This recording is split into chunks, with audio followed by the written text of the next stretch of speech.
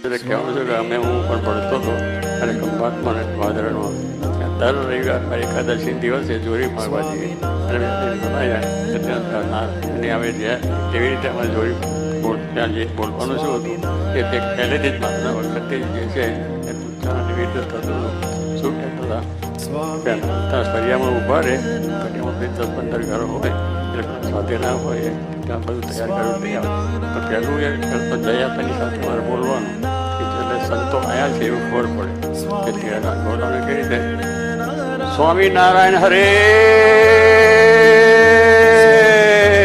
સચ્ચિદાનંદ પ્રભુ. પછી મારી સાથે અમારી સાથે હોય ને એ બોલવાનું. વિવેક સાગરને કહ્યું બ્રાહ્મણ ગાવાનું લઈ ગયો.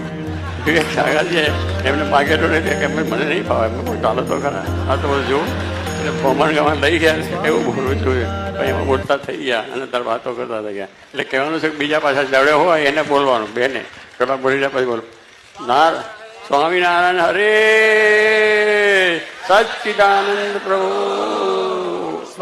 બોલે એટલે આજુબાજુ બધા જે ગામમાં અને ફરિયામાં હોય એ આવે એનું માગીને પાછા બીજા ફરિયામાં જઈએ ત્યાં પાછું આ રીતે અલગ જગ્યાએ આવીએ અને ચોખા દાસ જે હવે થાય એને થાય એટલે પહેલાં પણ જોરી ઉપર મંદિર થયા છે એટલે આ રીતે બધું થયું કે ભિક્ષા માગીને જોરી માગીને જે આવે એમાંથી આ કામ થયું છે. અને આજે ભગવાનની દયાથી અને આપ જેવા મહાન જે હરિભક્તો તૈયાર થયા છે આજે કંઈ જોરી માગવા ઘરો ઘર જવું પડતું નથી પણ સામેથી તમે જે સેવા કરો છો તમારે ધન્યવાદ છે. ભગવાન તમને ઘણું આપે, તમારામાં સત્સંગ દૃઢ થાય, કુટુંબ પરિવારમાં સુખ્યા થાય અને સમાજમાં પણ શાંતિ થાય એ આશીર્વાદ.